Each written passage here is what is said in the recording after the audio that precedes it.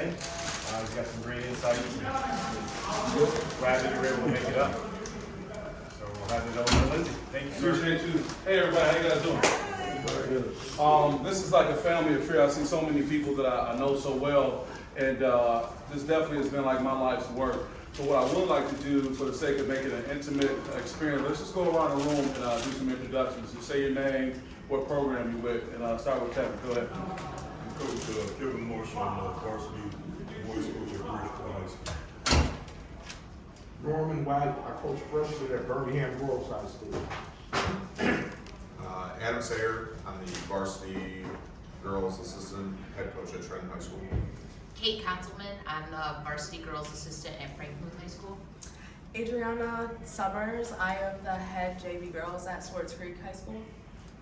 Sydney Drones, I am the varsity girls head coach at Redford Thurston High School. Princess Scott, I am the assistant varsity girls at Thurston High School. Lance Maney, head coach at Mid-Michigan College women's basketball. David Simpson, head varsity boys basketball at Hooker High West. What's your first name again? David. David, got it up there. That's my ex-father-in-law name, but it's cool. I like it. We do an introduction. I know you my guys, but just say your name and the school you with right now when you come in. Stephon Woods, Detroit CMA. Great. Your name, bro? Anthony Brown, Harper Woods. Okay. Nice to meet you all. Well, thank you guys. We're going to be mindful of time. This handsome devil right here is my good friend and fraternity brother and very close friend, William Daniels. He's going to be covering some things. He's a great photographer too, so maybe he can be support for you. So, again, my name is Lindsay Huddleston with Sports Psychology Solutions. I know most of you guys, but it's probably in many cases doing the podcasting. But in this particular case, this is what I call my life's work. It's been working on name, image, and likeness, the portal, and mental health, a cautionary tale. And one thing I do say as a disclaimer, when I give presentations that involve images, I'm not trying to brag about anything. Like many of you guys can relate, the alumni of my sandbox was drug dealers, murderers, and college graduates, and I made it out. So anything that I'm sharing is a testament to particularly the young people that I speak to about them being able to do it too and make it that way. I know you guys can relate to that. My background, some 25 years of experience. I have been a teacher. I went back to my old high school to replace my old English teacher, which was crazy, right? And the first thing I did when I got there was apologize to all my teachers, Norm. Like, hey, sorry for what I put you through, and so on. And I found, and call it what you want, I never really had a problem with the guys. Because as a young, strapping guy, they didn't really want to smoke. It was the girls. My boyfriend older than you, and this, and that, and all this stuff. So I had to learn that. Was able to coach, so I've been in your shoes. I'm not just someone coming in to speak. I've been there. I was a junior varsity coach for Henry Ford High School, so that was a great experience going back to give back. I had an afro when I started, but the coach made me lose my hair, right? You know how that goes? Right. Motivational speaker. I was able to travel the country with a great organization called Making College Count. Traveled all throughout the United States, traveled all throughout Canada, Toronto in particular. That was a great experience. We'll talk about that later. And it was just great being able to talk to young people about that. And I still at times will give a presentation, and I'm all about that. And maybe even being a resource to some of you guys too. Lobbyist and policy associate, what you'll see more about the presentation of my background, very involved with politics. It's not because I wanted to, it was almost kind of like I was always drawn to it. I've been registered as a lobbyist, and not to insult anyone's intelligence, what a lobbyist is going back to even, when the White House was first constructed, the lobbyists were those people who would stay in the lobby of the Hayes Hotel waiting to meet the senators or whoever else when they came from the Capitol to lobby their issues, and that's how they got the name. So right now, lobbyists are these big, sometimes wealthy corporations and individuals who can go and say, hey, I want to talk to my elected official about this or about that. I've been able to be in that space. I was a lobbyist for Walmart. I mean, we had a lot of money to spend. I had about 3 states, Michigan, Indiana, and Ohio, that I traveled to do work in that work. And now I'm doing work as a policy associate. There's a good chance for some things that have happened. I may continue to be involved in the political process, but that may be an announcement to come in the future. But that's going to play into this conversation. Author, wrote 2 books, one, Unlikely Saviors, Realizing the Positive Impact Athletes Can Have on Society Through Philanthropy. I interviewed Jalen Rose, Jimmy King, and just talked about even from 5-6 years ago, how athletes can use their platform to promote charity. We know I'm dealing with DC, Derek Coleman. We know to find what he's done and how he's leveraged his platform. And you guys know whether it's locally, Kevin, with some of your guys, or how these athletes can use their platform. JJ, you know how Desmond Ferguson with Moneyball has used his platform. And for the record, JJ is a Moneyball veteran. He still get it in, put it in, you know, put it down. Come on in. And also, I'm a member of the media. Don't even ask me how that happened, but it was at Moneyball several years ago. Local sports journalist Jack Ebling, longtime media guy in the Lansing area, saw the relationship I had with the Michigan State players. I mean, you guys heard Tom. I mean, Tom was blocking for me in a good way, kind of opening the way, but he saw the relationship I had with the players. I wouldn't sit like high up in the quote-unquote good seats. I would kind of sit right there. So a guy like JJ who was playing in it, who may have been having a tough time, I can kind of be supportive of. He said, come on, man, keep it together while everybody else is chirping. He saw that, he noticed that, and he approached me and said, hey, man, you want some media credentials? And I'm a hustler from Detroit. I was like, yeah, man, okay, what we got? And we've been on the road. So since then, I cover Michigan State football and basketball. So when Tom referenced me being in the practices, even prior to that, just spending time with him, and we'll talk about that later. Covering Michigan State, I like to say I've been on the front row of history, literally, when Coach Dan Antonio left, and actually when he came back. This won't be part of the conversation, but I consider Mel Tucker a friend, and the fact that all this is going on, professionally it's been tough, but even personally it's been like that too. And also MHSA, I was at Belleville versus John Glenn last night. Oh, and that Bryce Underwood, oh, he's a stud. Side note, you guys know how sometimes you catch a kid, basketball, football, and you see something in them, and they look very strange because it's like, why am I seeing this right here? That's what I saw in one play last night. Reason why he's the #1 player in the country, #1 quarterback in the country. Side note. That was that. And also sports psychology consultant. I have to be honest, I joked, David, about your name. This my ex might watch me see the puberty right now. I got my master's in sports psychology because at the time my marriage was going through some challenges. And I'm like, man, I gotta figure this out. So let me go back to school and get a degree in psychology or something, trying to figure out what's going on. But I was able to leverage that into my passion. And right now at SPS, I do work with clients, I work with teams, and also I'm a PhD candidate as well. So focus on finishing my PhD as well. So always had a life committed to service, like my brother Kevin here. I'm a member of the United States Marine Corps. Kevin was an MP, he was an MP in the Army, right? No, engineer, excuse me, but I appreciate you for your service. And I say this because it's kind of contrary to the experience growing up in the inner city of Detroit, where you would think there wouldn't be this sign of patriotism, but everybody on my block served. My brother was in the Navy, but he's since passed. All my homies up the street were in the Navy, Army, so it was kind of weird that I was seeing this early on. So when the opportunity presented itself, I ended up joining the Marines while I was in college. And it was really an experience of either stay on campus, party all summer, run up my credit card bills, or kind of find a sense of purpose. Because I kind of looked to the left or the right of me, I said, okay, if something really went down, who's gonna do what? So I say that as a sense of service, but I also look at you guys in the same regard. Service in what we do. And I'm not here to be patronizing, I'm not here to be, quote unquote sappy, but really to talk about, it's really special the work you do, because if you think about it as coaches, your best friend can't coach. They wouldn't be allowed to. People in your neighborhood wouldn't be allowed to. Some people in your church wouldn't be able to.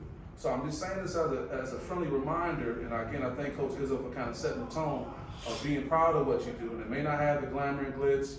You may get things that are not deserved from the people chirping in the seats who only show up at game day, but just really want to tip my hat to you guys and say, just as I served in the Marine Corps, the work that you guys are doing is service as well. I want to do that. Let's see how we get back to this. Don't look. Okay, here we go.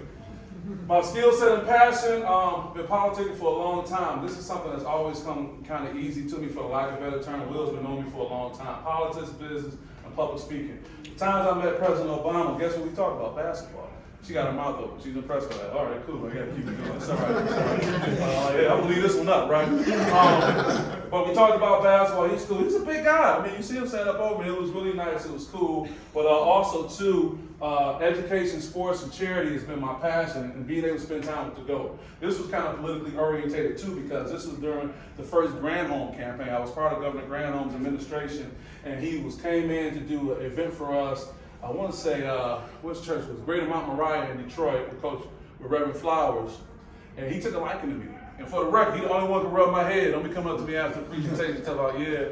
And this, I like to point out, They're like, man, why would you put your hand in his face like that? So this is what happened. We were taking him back to the private airport. He was flying back to Berrien Springs. Like I said, he took a liking to me, so we were taking these last pictures. So he grabbed my hand and put my hand right there. And that was the look, right? But people was like, got some folks come on in, guys. You good?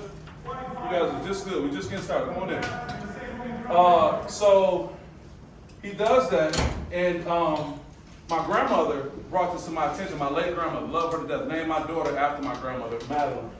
And my great-great-uncle, Uncle John Summerlin, used to spar with Joe Louis. So my family, my mom was at home watching boxing now. She's a boxing fiend, she loves boxing, right? But she said, honey, you better watch where his hands are. So that was a setup. So even as his health was deteriorating, he still had the presence of mind. Yeah, he was about to lay me out right there. So I thought that was cool to point out. But I just say all that to say this has been my life's work, and I'm happy for the things that I've been experiencing, going through. These are the two books, Unlikely Saviors, Realizing the Positive Impact Athletes Can Have on Society through Philanthropy. Derek was featured in the book as well. Derek Coleman, that is. And I keep referring to my guys over here because they do a lot of work with Derek Coleman and his DC Elite Summer League.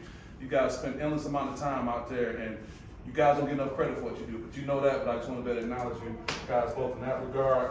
Jalen Rose was in the book. I interviewed Jalen, Jimmy King, some guys who even before they were in college playing football have since gone to play professional football and been done. But I always felt that athletes have that platform. And this is most recent, the SPSEdge, a guide to mental toughness in sports and life post-COVID-19. This is my project through COVID-19 and coming up with some things to talk about that can help people through that process. And raising the national standard, I already saluted you guys as it relates to my military service and what you're doing, but one organization that's really been near and dear to me, this is a really interesting story, is USA Basketball. I talked about when my marriage was kind of on the rocks. I remember going out and taking myself out to eat to a real nice restaurant in East Lansing, Maru Sushi. I remember sitting there saying to myself, all right, what do I want in my life? Okay, girl, things about to change.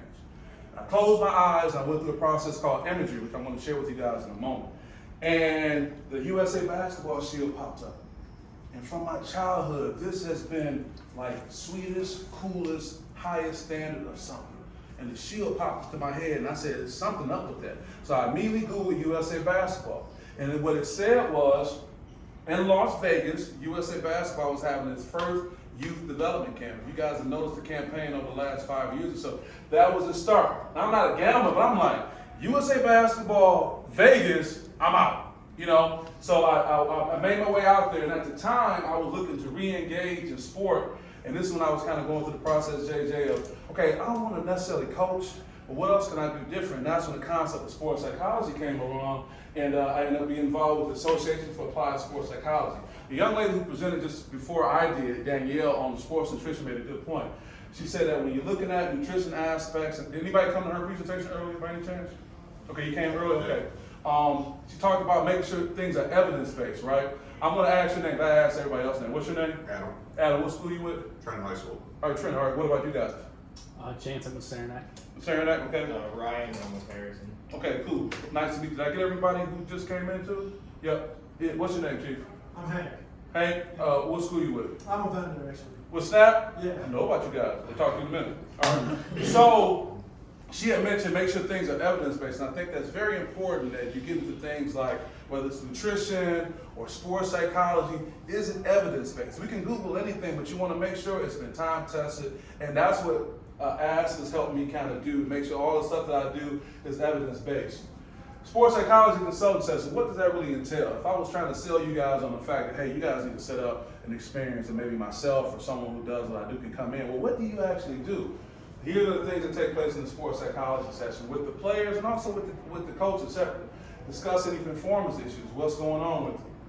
Assess mental strength and weaknesses. Ask them honest questions. What did Coach say earlier? Self-evaluate, right? What's really going on? Get in the process of doing that, right? Benefit from a different viewpoint. What's so great when I always tell these players, like, look, I can't affect your minutes. You know, you telling me where you struggle at is not going to stop me from playing the game, stop me from getting you in the game. And also, I'm going to hold this conversation in confidence. I'm not going back to your coach. Like, it's always a unique experience with the sports psychology consultant. And for whatever this worth, kind of a side note, if you guys are ever in a position where you can influence the process, you would really want to encourage that athletes get their own person. Because guess what? If Oakland University, if Michigan State hires me, if the entity hires me, who's my client? The team is my client. If they say, Lindsay, man, what do you think about these guys? What do you think? I have to give them an assessment that's in the best interest of who hired me, which is the team.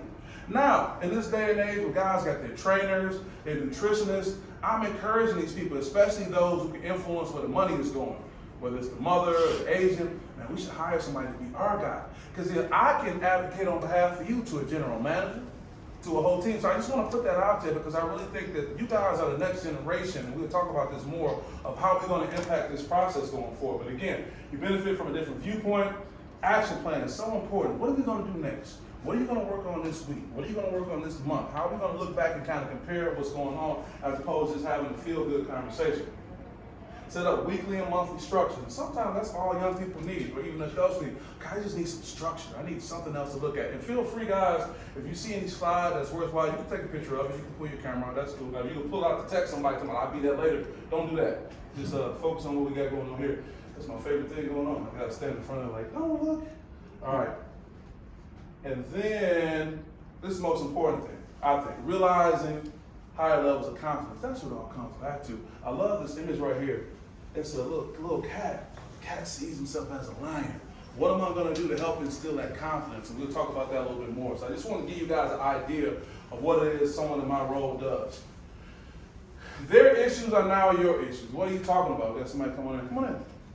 That's Justin. That's Justin, my guy.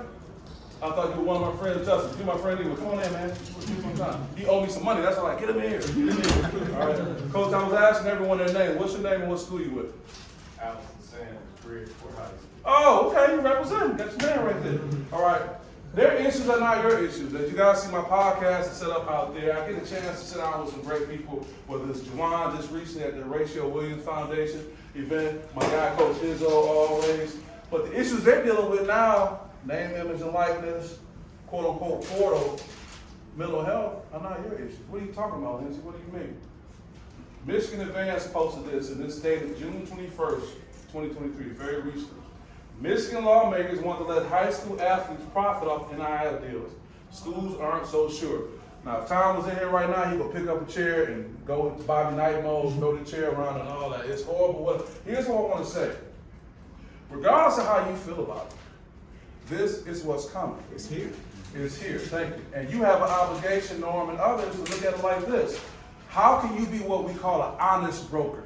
What do you mean? I got that term from a book I'm reading about White House chiefs of staff. And one of their jobs is to be an honest broker. Not bring your personal agenda in, how you feel about it, but how are you going to be when someone say, explain to me what's going on, and you can say, look, I've been around, I got my own opinions, but I go to BCAM, I go to these other events, I got my guy Lindsay, people kind of share this stuff. Let me tell you what the landscape is so you can make an informed decision. Now, I'm not trying to insult anyone's intelligence when I read this, but I think it's important that we get it. A bill under consideration by the Michigan House, and for the record, I'm in Lansing, East Lansing. I'm politicking all day long with these individuals, so I'm on the ground as it relates to this. Will allow high school athletes to turn a profit on name, image, and likeness deals if passed. HB 4816, the fact that there's already a bill number. That's telling you where we are in the process. It's not just a concept, right? Sponsored by Rep. Jimmy Wilson Jr. out of Ypsilanti, will clear the way for high school athletes to secure compensation for name, image, and likeness rights similar to successful programs at the collegiate level that allow players to make money off of social media deals or sales of apparel bearing their name and number. Okay? That's what's happening. The policy will remove high school from the NIL process, leaving deals to run between student athletes and the state's high school sports association, and will prohibit school districts from letting students' NIL status affect their participation. Quote unquote, big bad MHSAA can't come down and say, hey, you got to sit out because of that, right? And speaking of MHSAA, I rock with them. I like to say, I try to be an honest broker between individuals, community, MHSAA if something go down. We do have some folks over there that if you want to get something done, I would say being proactive is always the best. And if you ever want to be able to connect with them on something else, let me know and we'll see what we can do. And I mean that in sincerity. The policy remove, won't affect their status. Check this out. Currently, as he says, 19 states have concrete laws, language is important, on the books allowing high school athletes to profit off their use of their name, image, and likeness, but the concept raises questions about minors entering into contracts, whether or not paying some kids to play or not or not others goes against the ethos of high school sports. Regardless of how you feel, and I have to bring the political part of it, that's a Democrat, regardless of what your political affiliation may be, this is where we are. Now, I use Ja Morant because unlike us 2 years ago, seeing Ja, like, oh man, he's a high flyer, he's the face of the NBA, that's part of what the title of this presentation is, a cautionary tale. Now we're talking about how a young man's income as a professional athlete can change the whole landscape of his family. Pretty much the youngest guy in the family make more money than anyone else. So let's take that to a micro level on the high school level. Young man or young woman gets a bag. She gets some cash flow. That's gonna offset everything in the household, whether it's $1,000, $10,000, or whatever it may be. So these are the dynamics we gotta be prepared to deal with. Now, we can easily say, man, it's horrible, we don't need that, man, we need to stop this. Or we can say, let's get out in front of this and let's prepare ourselves from a mental health standpoint, from a coaching to these type of aspirational student athlete standpoint to best be able to deal with it, right? So throughout this summer, leading up to this presentation with Kevin Coleman, I want to shout out Dan Young, I want to shout out Kevin Richards as well for what they've done. Since I knew I was going to do this presentation, I was putting my work into preparing for this. So I made sure that all my podcasts that I do, which I do one once a month, Championship Sunday, down in Detroit, I had Darian Harris, who at the time was the Director of Player Relations and Program Advancement at Michigan State Football, actually has been elevated to he is now Athletic Director for NIL and Special Advisor to the AD. So he's been elevated, and Michigan State has been recognized nationally as a top program for NIL. Ironically though, it just was shown last night that their Spartan Dog program, that one of their big donors was pulled out. That's another conversation. That's not what we're really here for. John D. White, you guys know Coach White over at Renaissance. He's been on this ground zero as not only being the head basketball coach there, but also CEO of the Black Athletes. So being able to kind of deal with NIL early on, going forward, they've been excellent resources. Man, you can't get no more ground zero than this. Shout out to Yolanda Wilson, mother of Michigan State football commit, Nick Marshall, also owner of VIP Sports Merchandise. Before I get to Justin, this is how real it is. At the time of this, Nick had opened up his recruitment again. He had recruited and committed early to Michigan State, some of you may know. He opened up his recruitment again to get this experience. Finally said, I'm gonna go to Michigan State. Hence, we know what the last couple of weeks has been like. Right now, 12:30 Eastern Standard Time, he's on the sideline at Colorado versus USC. Because he's been offered by Coach Prime. And I'll just be candid, it was really tough when all this opened up and she had to kind of experience some trauma again of having to go through this whole process of this recruitment experience, all right? Justin Brownlee, if you don't know him, you need to know him. He's the president and founder of Helium Sports and Entertainment Marketing. He's putting NIL deals together for athletes. You know, Tom said he don't like agents. He's not an agent. He works hand in hand with Tom, with a Jackson Kohler, with Amadi Sissoko, two great guys. We were all together a couple weeks ago down in Mount Clemens doing some programming. But my point being is, it's guys like him who go to Tom and say, Tom, this is what I'm trying to do, and Tom will sign off on it. So he's inside, you know, rather than being outside. But these are the real things and the real people and the issues that are happening right now. And lastly, TJ is here. Coach Terrence Porter is here.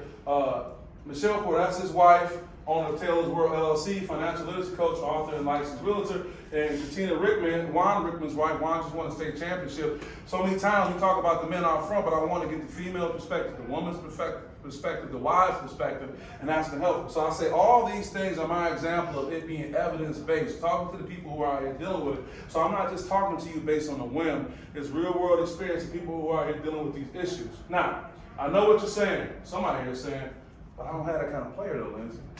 That's cool and all. Man, you see my roster? You know what I'm saying? It ain't like that, dog, right? But here's my response. That still doesn't mean you don't prepare yourself for what the future may hold. I'm gonna tell you a little bit more about that in a second, right? Also, you may be saying, that's only 1% of the population. That was actually Mark Ewell's quote. When he said, yeah, we talking about NIL coming, it was only like 1%, maybe 25 kids out of the whole state. However, still does not mean you don't encourage the athletes to be aspirational. You can't be like, man, you ain't really gonna be that good, so we ain't gonna worry about you. What's your job? They already hear from their parents, you ain't this, you just like your daddy, just like your mama, whatever. They come to you. And I know Deion talks about being very truthful, but man, even with that truth, can you find a way to be able to still be encouraging? to lift the kid up, you know, and it doesn't mean that they have to necessarily be an NIL kid. They may say, man, Coach, I think I want to get in. I got a lot of friends. Well, I probably can help. I mean, these are the things we've got to start thinking about. So, brief show of hands. Do you know these kids? And this is the reason I'm asking it. We got Tyler Jamison, former recent Mr. Basketball. I mean, everybody can close my eyes. I know everybody know Trey McKinney, right? Got Big Buff, A-Cup, I call him that. Darius A-Cup, down at IMG. Darius A-Cup Jr., if I will. And Sonny Wilson. Brief show of hands. You guys familiar with these guys somewhere in form? May have touched them. He's touched them at the Summer League. Okay, that's good. That's an easy one. Let's switch it up. Maddie Bernard, she's actually, anybody familiar with Maddie? She's over at Grosse Pointe South United, head coach in the back. All right, great. Imani Johnson, she's over at Renaissance with the crossover, okay? Yep. Sage Edmondson, Ann Arbor. Familiarity, huh? Maybe not? Okay, all right. Tell Sage you got to get her game up. Natalie Teachworth, right? Portland St. Patrick, right? Where am I going with this? Talking about Yolanda, Tyson Walker, you know these guys. Jaden Akins, no one love Jaden. That was Nick at his announcement. What am I getting at here? Well, you should be getting at this thing should be cool. Hold on. Not one finger. Say it again? One finger. One finger. Too many fingers. What's your name again? I'm a librarian at Princess, what's the technical term you guys use right now? For using only one finger? No, for librarians. Oh, I'm a media specialist. She's a media specialist. I appreciate that. Thank you. One finger. She's talking like how the kids be, I can't get it. Thank you for that.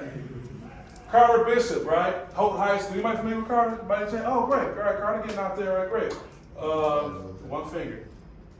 Shannon Henderson. You know about Shannon? Yeah. That's what I get. Excuse me, where's Carter going to school? He's going to Hope. Oh. Yep, he's committed to Hope. One finger. He's committed to Hope.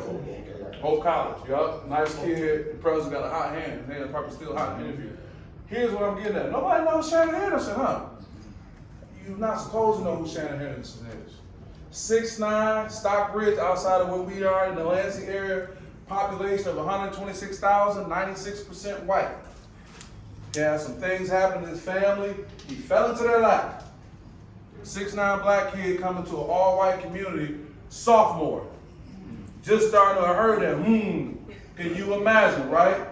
So the person who says, I don't have to be concerned with NIL, I don't have to be concerned with the portal or anything like that, you run the risk of this happening one day, and you're not going to be in a position to serve this young man. You're not going to be in a position to connect. The reason why I want everyone to raise their hand if you knew someone, because everyone is part of this community. And here's the thing. Somebody needs to be able to get on the phone and say, JJ, man, I got this kid, man. He's going, what do you think we should do about this? See, these kids aren't going to be calling these college coaches that they're just meeting to get insight. Who are they going to go back to? They're coaches. But check this out.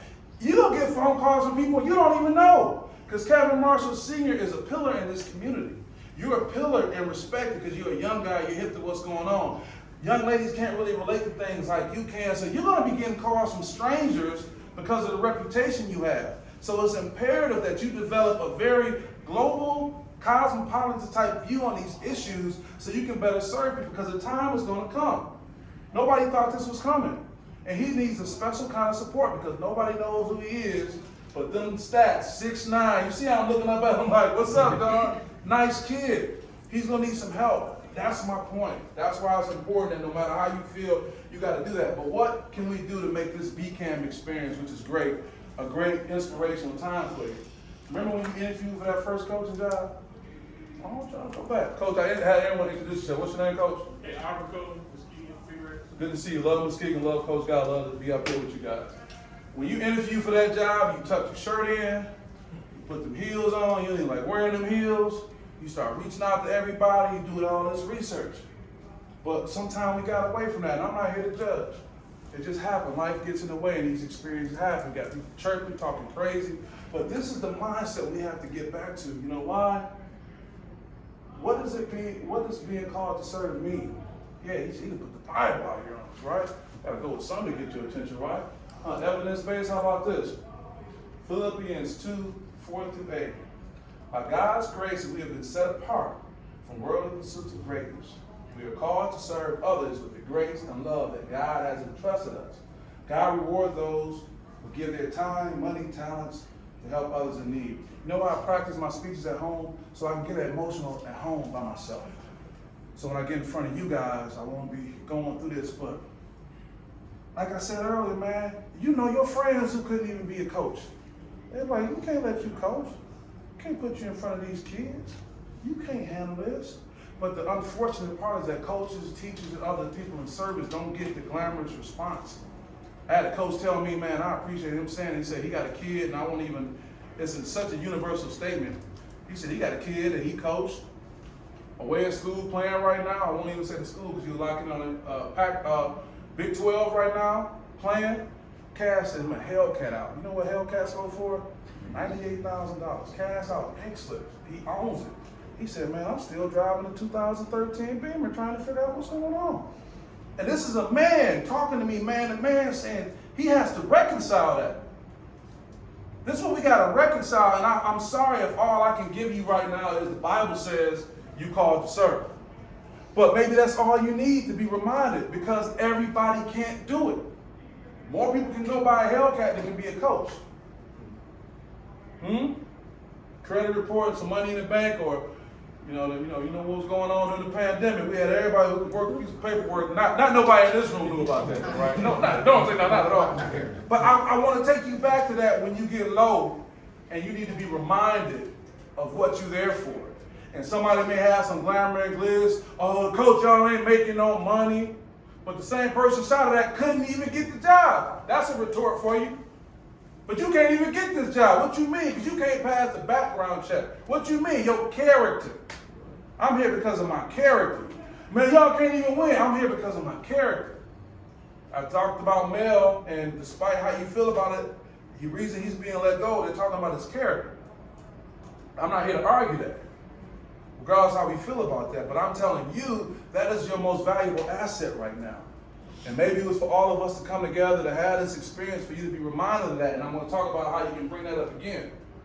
And now we're going to move to the mental health part.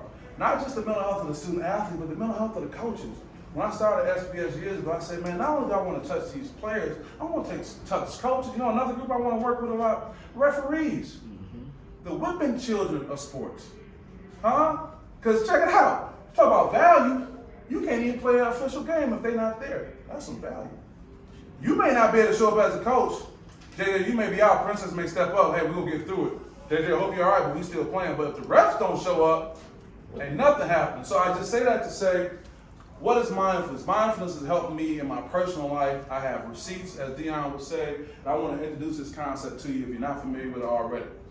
The awareness that emerges through paying attention on purpose in the present moment and non-judgmentally to the unfolding of experience moment by moment.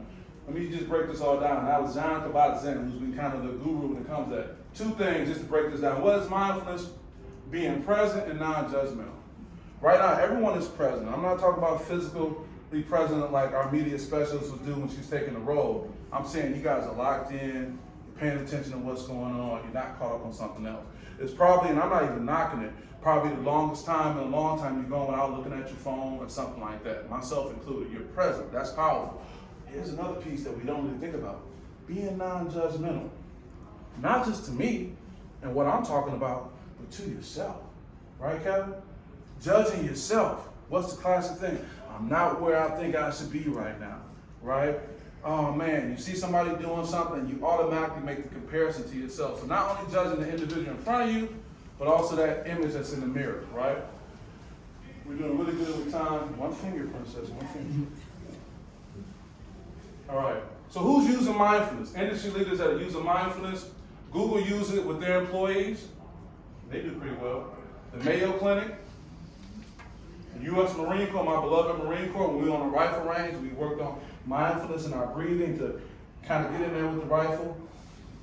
Take a deep breath and let the trigger, surprise you when you squeeze. And contrary to popular belief, being from the inner city don't mean you can shoot weapons well. I tore it up on the rifle range. Side note, we all know this story. He's laughing. I went to the Marines during we were at college together. That's my alpha brother right there. I went to the Marines during the summer.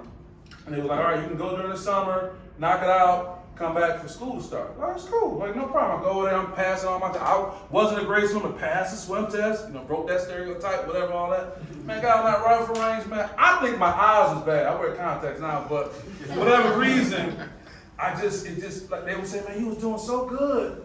Kevin, he said, you was doing so good the first 2 weeks. When it came out to qualify, I just couldn't qualify, just couldn't get it in there. And it was a dilemma. They were like, dog, normally when you don't qualify in time, they just push you back a week in training. And I gotta give credit, man, to these diverse group of people, predominantly white men. They were like, man, we got a dilemma, man.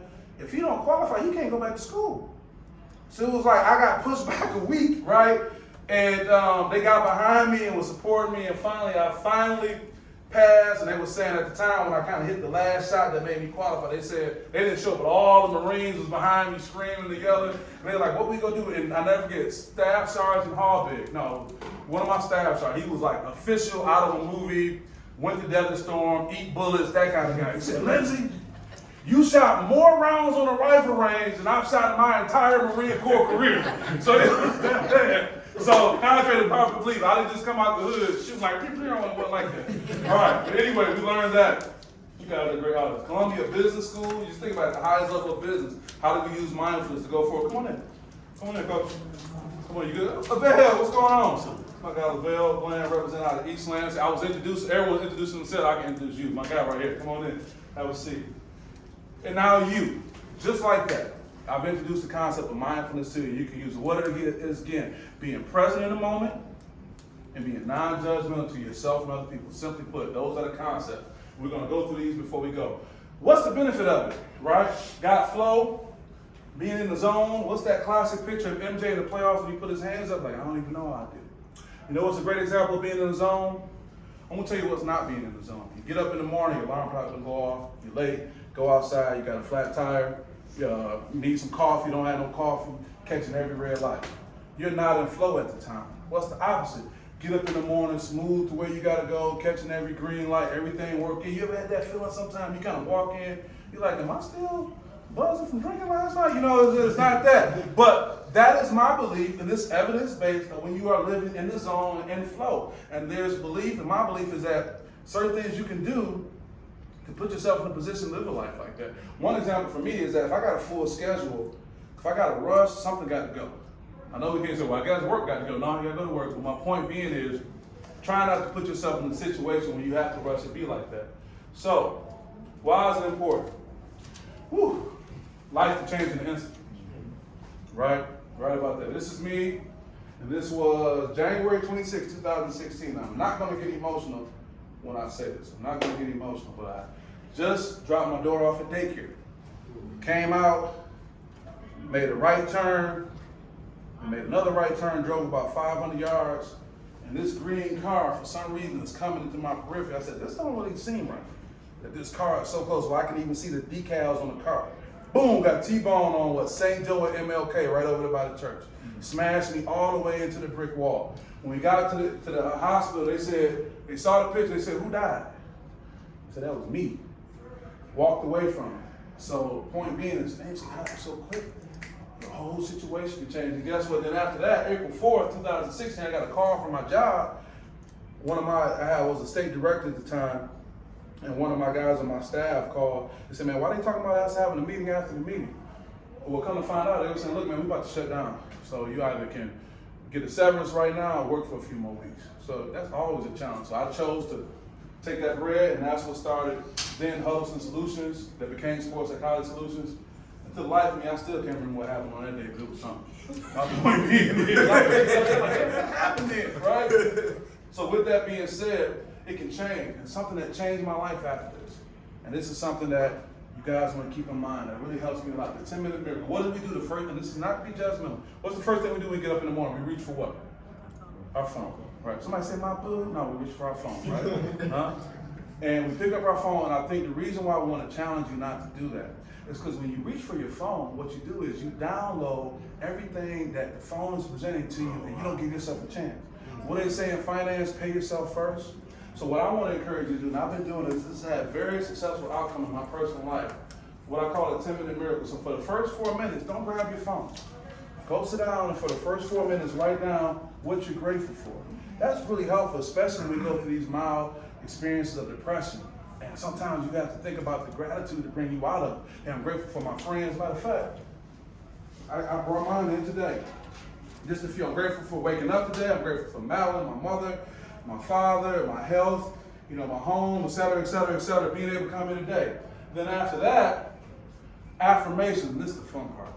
Affirmations are talking about what you want, Val, as if you have it already. And what's so unique about that is we don't really like to put that out there. As someone said on my Monday Motivation that Kevin is always supporting me on, said, well, we don't want to put that out there for fear if you're not able to make it happen. But this is all personal. It's just you writing it down. Talking about what you want as if you have it already. It is the equivalent of being on a Segway machine and leaning forward, because when you talk about it as if you have it, subconsciously your brain starts to work towards that. Proven fact. My life is an example of that. And then for the next 2 minutes, you can meditate, you can pray. I do this with my athletes sometimes. Take a minute for pregame, postgame to get their mind right. Now, all I did was give myself 10 minutes and then I can grab the phone. I'm in control. I've given myself mine first, as opposed to those emails that's coming through, the toxicity that's on social media that you don't have no control over. At least you can be prepared for it when it comes through.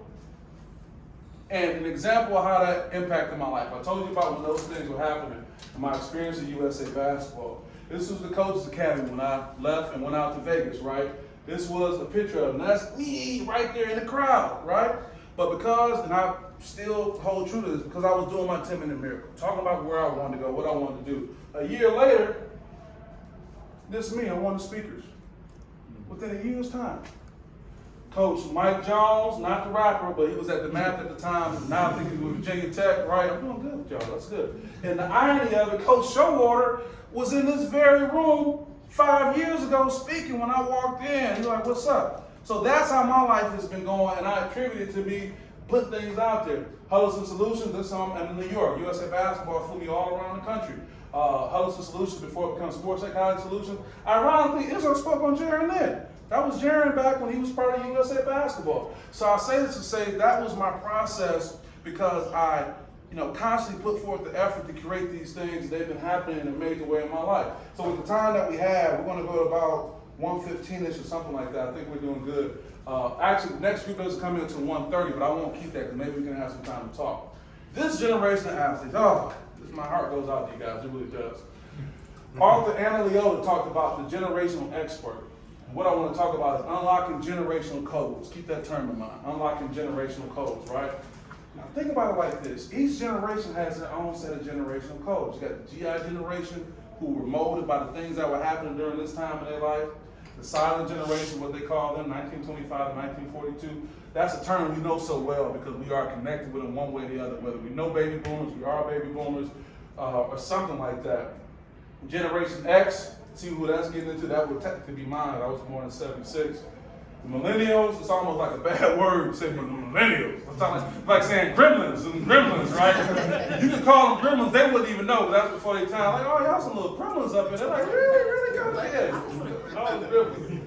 And then now, this threw me out. They call them Homeland Global. This is a whole different piece. But guess what? My point being is, each generation has a generational code. I was with a baby boomer years ago, and I remember posing a question to him. I said, man, tell me this. I said, let me just go to the next slide. This generation of athletes, what are they dealing with? Distractions, Coach Izzo led the way with that. Conflict, oh my God. And anxiety.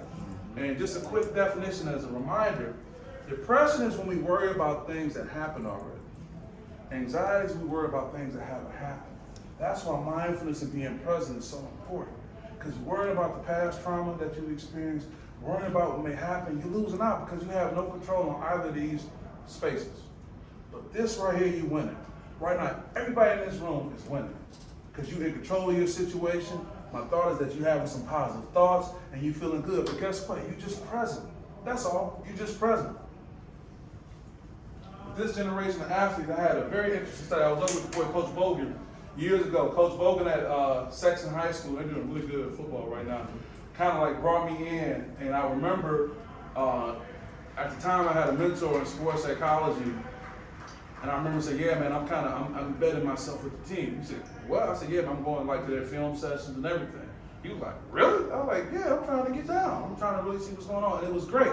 And it's ironic the person who it was, AJ, you know what it is, I'll tell you in a second. I found out that this generation, praise is their currency. But here's where the conflict comes. Because coaches got to adjust for inflation because many of us don't come from a generation where we give praise. Our fathers, proud of you, son. That's about it. So about this guy, this baby boomer I was talking to, I said, man, tell me what's going on. He was having these issues at home with his son. I said, let me ask you this question. And the interesting thing about him, that we probably were on different political spectrums, all that, you know what I'm saying? Basically wealthy white guy, you know? And I said, man, so would you tell your son, good job for taking out the garbage? Absolutely not. He stood on that. He was like, no. You feel me? He stood on that. I said, okay. So I was trying out what I learned. And I'll tell you how I learned. I said, well, how about this? Would you tell him, I like the way you show responsibility around the house? He said, yeah, I can say that. He just adjusted for inflation. See, we can't go against our core values because it makes us sick to our stomach. Because we grew up a certain way, right, Noah? We can't give it up. But if you go coach in 2023 and beyond and get it paid an American dollar, if it's one, you're going to have to adjust for inflation. I love Tom, and Tom and I have had a great experience together dealing with the mental health issue. Me and Tom used to argue. I mean, some say he gave me a shout out. Yeah, we built a relationship because here I am coming in talking sports psychology to somebody who was in the Bobby Knight fraternity, and he's still out here, one of the last of the Mohicans, right? Right. All those people gone. Coach K is done. Coach Roy Williams is done. And Tom's going to win by the fact that he's the last one left. But for Tom to stay, he had to adjust for inflation. So, JJ, the person I was talking about, was Carl Brooks, who's now playing with your brother, with the Green Bay Packers, right? We were in the film set, and it was just so worth it. We was in there, and he was down watching the film, and Bo didn't even know he did it. He said, hey, Carl, I like how you did that block up there. And I'm looking at Carl, and Carl does like this. His whole body language changed, his posture changed, and he's in the NFL now, so this is not just a kid. And how much does it hurt to say, hey, Norm, that was a nice block you put out. But we can hold on to this stuff like it's gold, right? I ain't giving it up. He don't deserve it. But this generation praises their currency. Another quick example, know a guy, and I keep using the extremes of the different political backgrounds to tell you how universal this is. This guy said he's into construction. And he says, I got older guys and younger guys working. For my older guys, if they're doing a good job, I give them a couple extra dollars, and they love it. You know what you do for the younger guys? You send them a text and say, good job. Same impact. So if you're going to continue to be in this game, you have to realize how you're going to adjust for inflation to continue to go forward and have an impact. Tom has done that. Yeah, he was fiery and grouchy down there, but what did he say? I turn on, I spend time. And I go deal with what's going on. It sounds like a concert veil when you go to practice, right? He's getting with it, but that's what it's going to take. And it doesn't mean that you have to give up on your core values or betray yourself or betray the people who brought you along. Man, my grandfather came in here and saw what I was doing, he'd be mad. But then you have to say, Granddad, look, this is how this is right now. And this is how you got to relate. What you mean you texting them? What you mean? Yeah, man, what you mean? I hate social media. Well, you can't do nothing without it, you know, going forward. So with the time we have, 12 rules of flow. How do you get in the zone, right? These are the key things. You can take a picture of this if you like. This will be thing you can always go back to, right? And I'll go through these one by one. If you don't get a picture now, I'll let you get it. I'll do that at the end too. Yeah, there for you guys. Great audience. Goal setting. Your boy told me this, Kevin. Coach Harbaugh told me, if your goals aren't so big that people think you crazy, they're not big enough. I'm about to start a podcast. More than a coach. I bet when you put that out there a long time, they're like, what's this stuff you got out here? That's my guy right here. He did it, right? Right? He said, if your goals aren't that big, don't do it. Make goals specific, observable, and measurable. See, here's the tough thing about goals. We're very careful with goals because we don't want to do what? Put ourselves out there that far that if we don't reach them, we fall short. But think about this. The emotional energy you put into worrying about falling, you could be focusing on winning. It's all about how much emotional capacity you go put in something. What's that old adage? You know, you got the devil on one shoulder, the angel on the other. Which one gonna win? The one you feed. The one you feed. So keep that in mind. Clearly identify time. Say, I gotta get this done. Now, I can say, man, I want to walk a mile today. Now, how much time am I going to take? Am I going to take 20 minutes? I'm going to take 4 hours. No, keep that in mind. Use mildly difficult goals. Hey man, challenge yourself. Put something out there. I mean, we worry so much about, oh, if I don't make it, but the only way you're going to make something happen if you challenge yourself and put it out there. Sometimes we'll put more challenging goals. I'm just going to say it. You don't got to nod or agree. We'll put more challenging goals on our players than we put on ourselves. I don't even got to repeat it. I just said it one time. You know what I'm talking about, right? We're not here to judge. We're here to get better. Write goals down in a regularly monitored process. The process of writing is very important. Because when you go from it being just in the subconscious to going into the two-dimensional world and writing it, that's another step in accessing to get there. By writing it down, it's power in that. I don't like to write. No, it's power, and whether you got chicken scratch on, my daughter's like, Daddy, I can't read this. I said, don't even worry about it. It's good. My point being is, there's power in being able to write it down because it's one step towards achievement. Because think about it. You thought about it. Then you wrote it down. That's getting you closer to the goal. That's simple as immediate. And the next is you'll be ready to act on it. So keep that in mind. Use short range goals to achieve long range goals. What's the easiest way to eat an elephant? What do they say? One bite at a time, right? Find something that you can say, I want, something to be able to be celebratory for. And this is when getting into your circle plays a huge role of who's around you, what kind of partners you have, whether it's your spouse, your friends, because what kind of feedback they go give you, Kevin, going forward. What you celebrating that for? Or like I always say with Will, if I say, man, we're going to the moon today, he's like, what time are we leaving? That's the kind of partner I hang out with.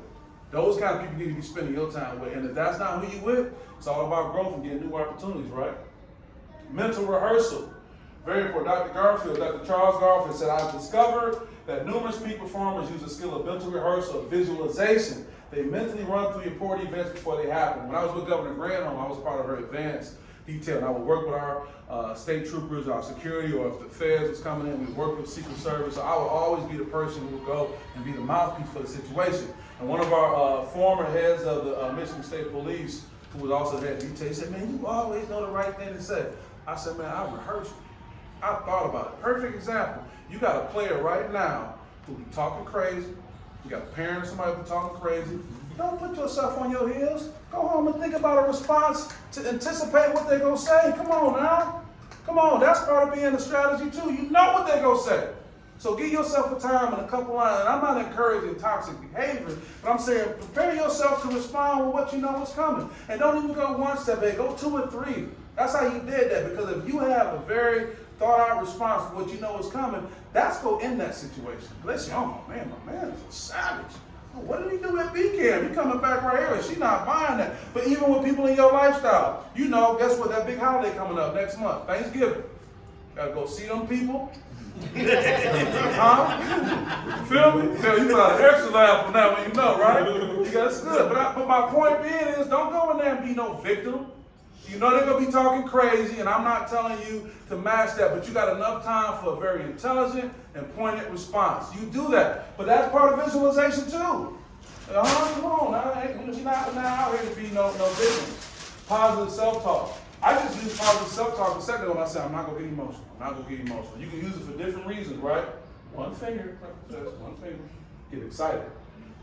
Coaches from various sports from around the world say the use of positive self-talk is perceived to be one of the most frequently used and effective interventions. This is, again, something being supported and evidence-based. Hey, what are you saying to remind yourself of certain things? It could be an athlete saying, okay, put your right hand behind your back, use your left. When you're playing sports, you got to do certain things. There's so many different things you can come up with, but I used the example that I said, I'm not going to get emotional. I'm not going to get emotional, and that helped me get through. I'm not gonna kill that parent. You're not gonna kill that parent. Hey, you better use it. You better use it. You better remind yourself, don't kill. And that's the skill acquisition. I love it, right? Breaking the bad habits, because you know it may happen before. Initiating the action, that's gonna stop you from doing it. That's what it is right there.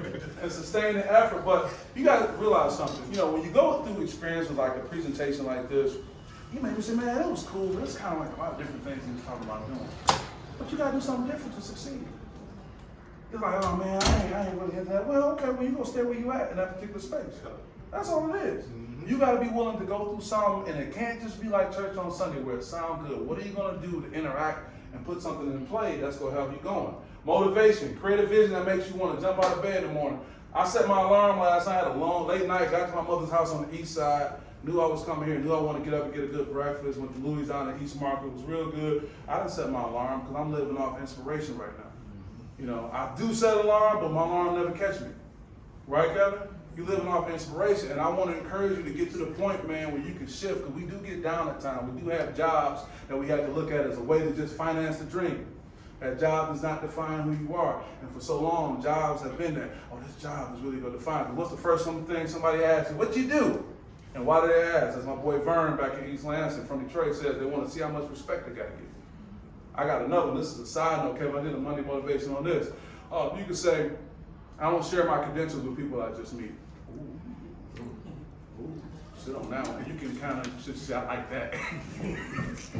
You can wordplay with that. You don't have to walk into no situation and be tormented by somebody who probably just want to put that one line out so they can say what they're doing because they feeling good about what they have right now. You don't have to. No, man, I really don't get into my credentials right now.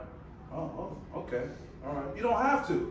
And it really shouldn't even be about that. When you meet somebody for the first time, man, you know what's a good question to ask somebody? Because sometimes we may say, hey, man, what do you like to do?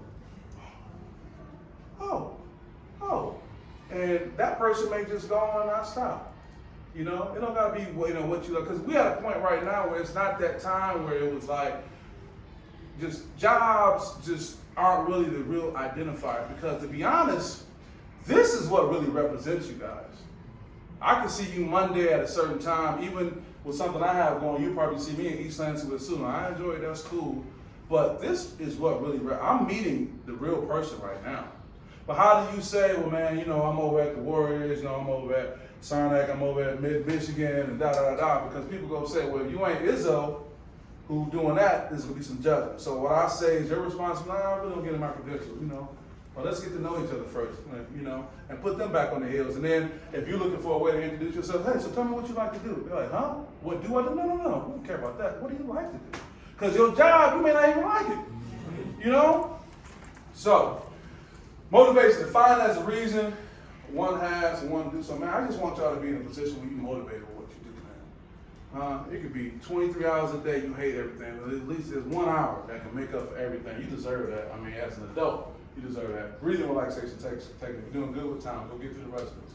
This is very important. Jim Taylor talks about when you experience over-intensity, one of the first things that's disrupted is your breathing. Get that oxygen that you need to perform at your best. Oxygen is like fuel for a car, guys. Take slow, deep breaths. It's very important. Let's see what we got here.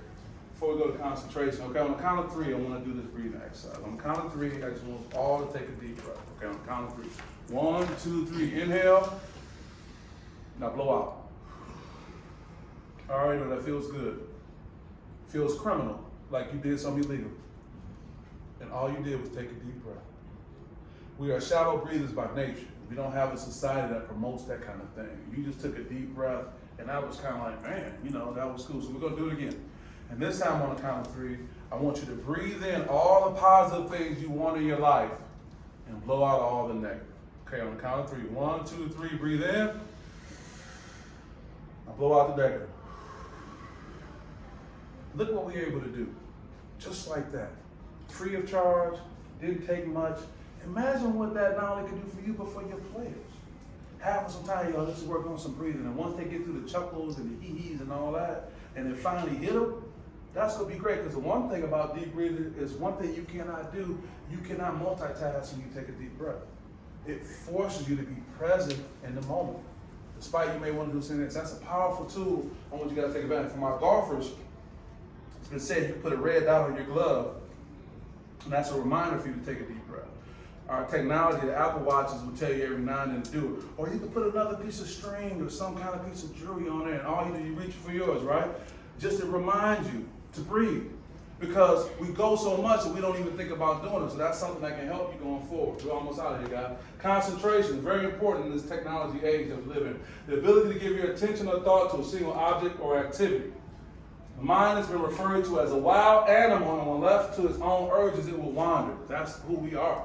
If you don't have anything locking you in, it's going to be all over the place. So concentration is an important skill to develop. The age of the internet and video games leads to various stimuli of our mental state. There's always something going on. It's been said that we look at our phone like 1,000 times a day. I won't argue that. It's just the nature of what's going on. We can justify however we want, so we don't get an opportunity to naturally work on our ability to concentrate. The brain is a muscle, it needs that. This is why people today have such short attention spans. Can we really blame them when it's just like this all the time? But we just get to the bottom of it, right? Also, concentration exercise you can do, you can count backwards from 100. I had a real, uppity person say, well, I need to count from like 5. And I said, fine, count backwards. Right? Count backwards with variations.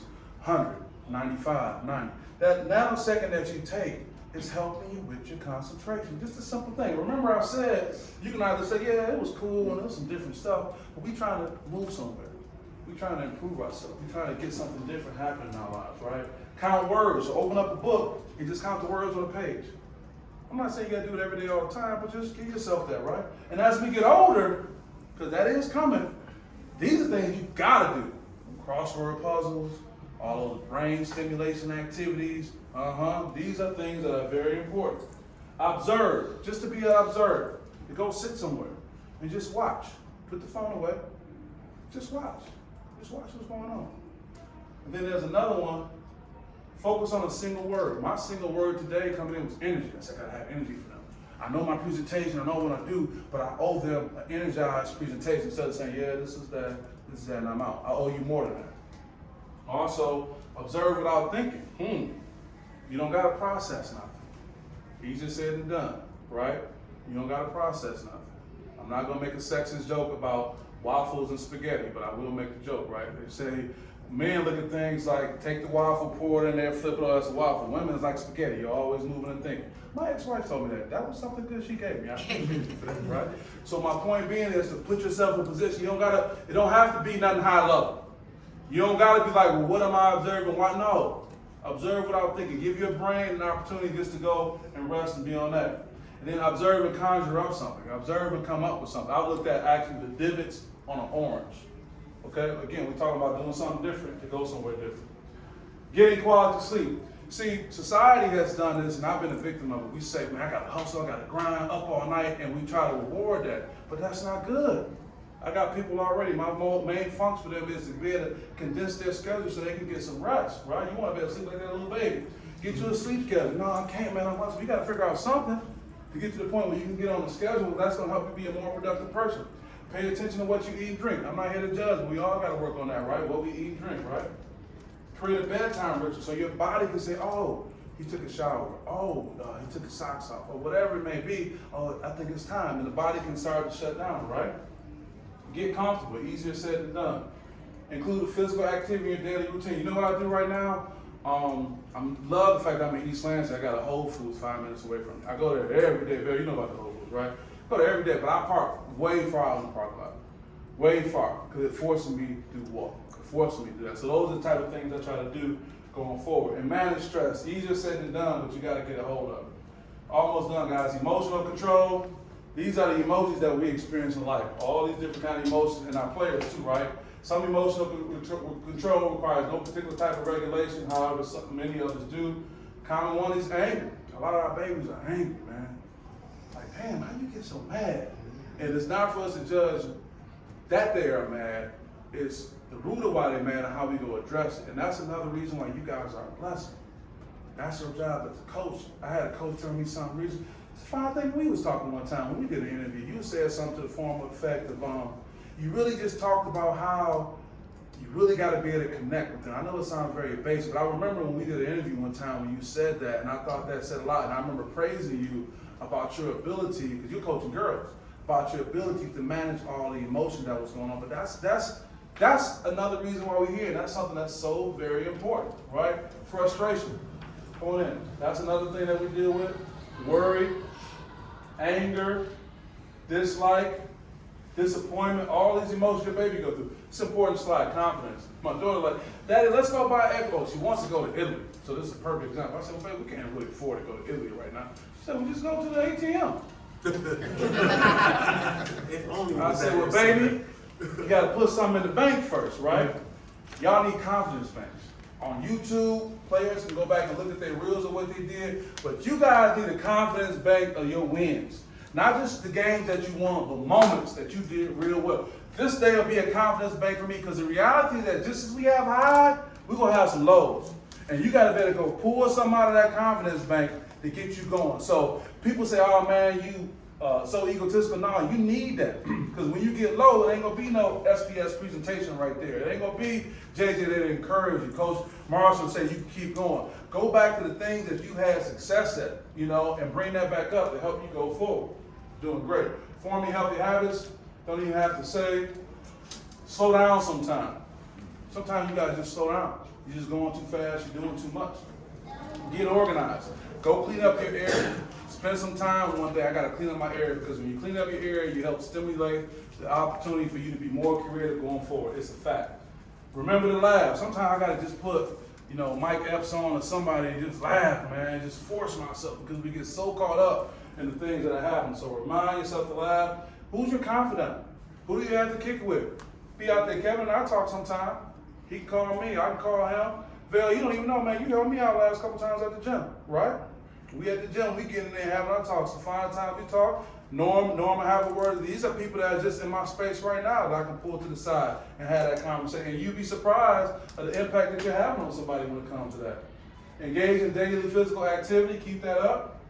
Get enough sleep. Practice giving back. Charity is big. Do you know if you guys do a charitable event with your athletes, that could be their first introduction to charity?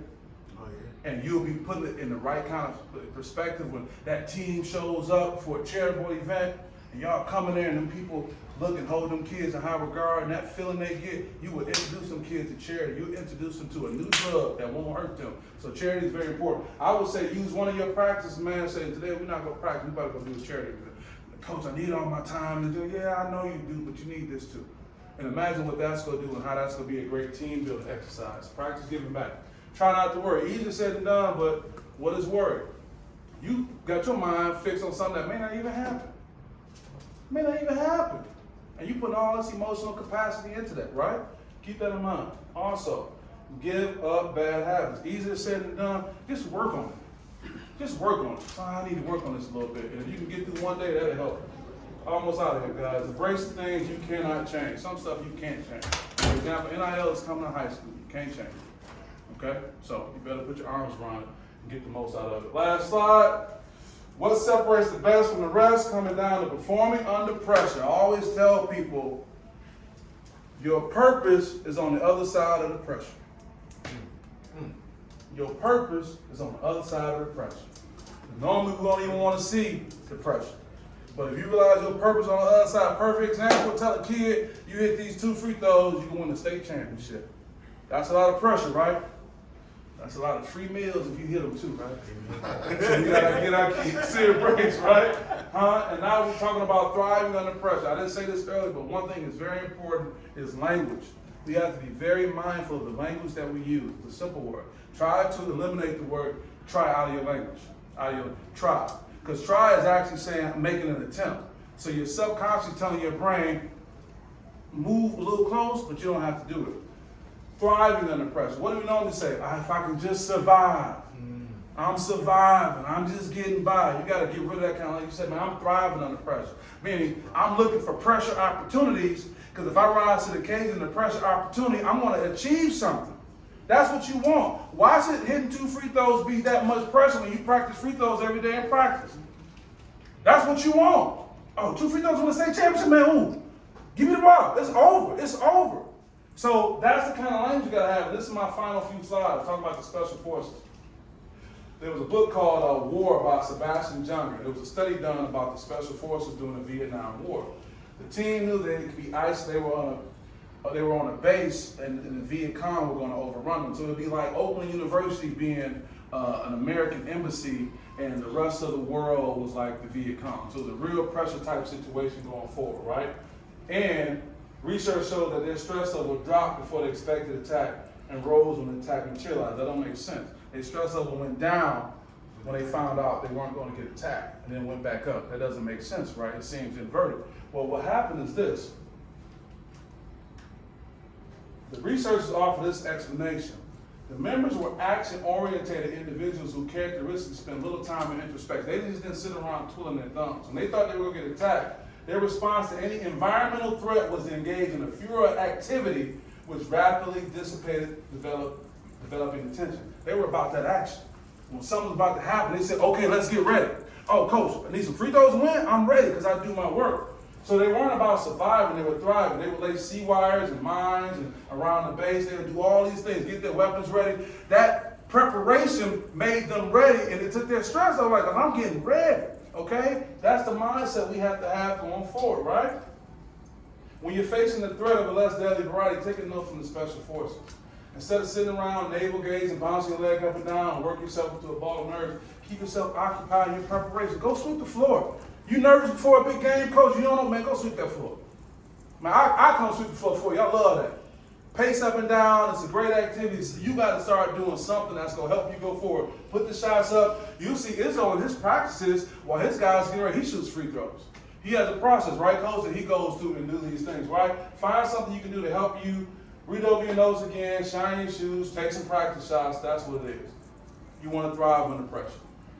Got flow. I want to get you guys back into that zone as we wrap up. These are all the items we were talking about for the 12 rules of flow. Any questions with the time we have? And lastly, this should allow you to be able to get my information, but for some reason it didn't come up. It came up kind of wicked, but I'm here for that, and most of you guys know me.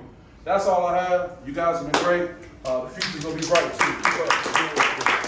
With the time we have, we get ready to walk out. If you got any questions, I'll be here as we get ready to walk out. But I appreciate you guys. Thanks so much, and thanks for all that you're doing. All right. Coach, you are welcome. Appreciate you. All right, good luck with everything, all right? Cool. Hey, it's good to see you back there. Okay, good to see you, Mr. All right. This is my first time, you know. I appreciate you. I'm glad I had this opportunity. Brett says thank you. One thing. You got a card for me? Okay.